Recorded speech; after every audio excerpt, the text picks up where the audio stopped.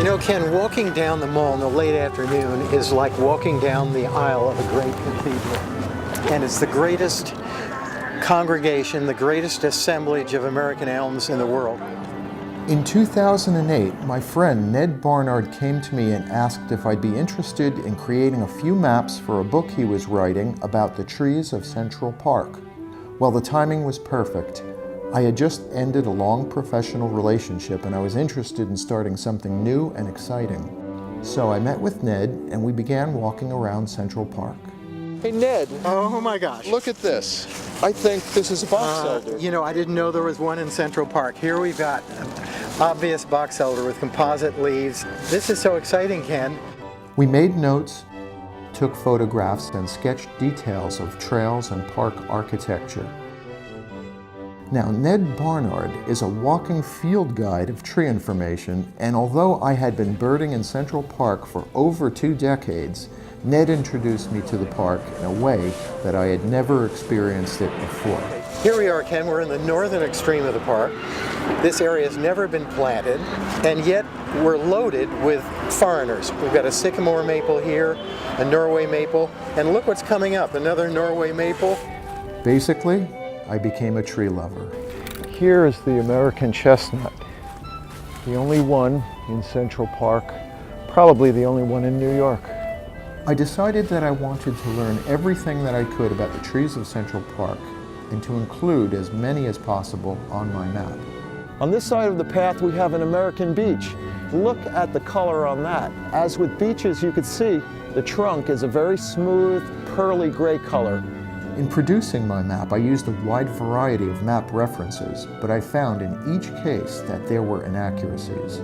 Things were left out, data was wrong, or in some cases it was just simply outdated.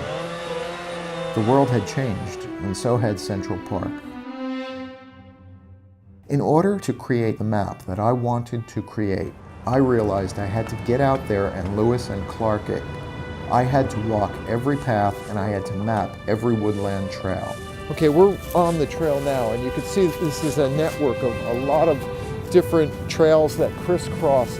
This required several visits here to get these trails just right, but that's what makes the map unique. It contains every woodland trail that I could find in Central Park. I also had to study every shoreline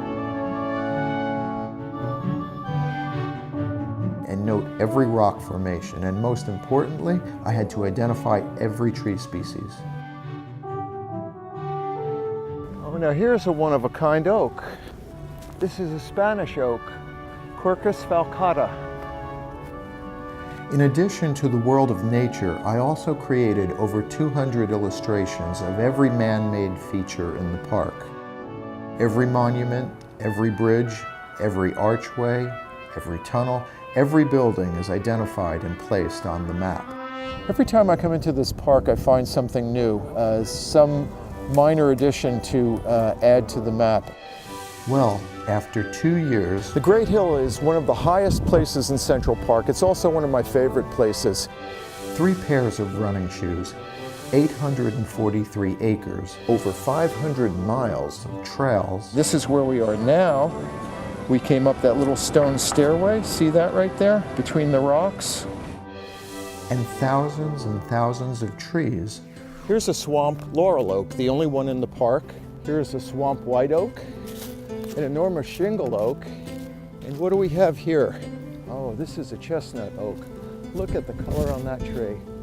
Beautiful chestnut oak. I'm finally ready to kick back, relax, and spend some time in the great indoors. But you know what? I will probably be back in the park next week.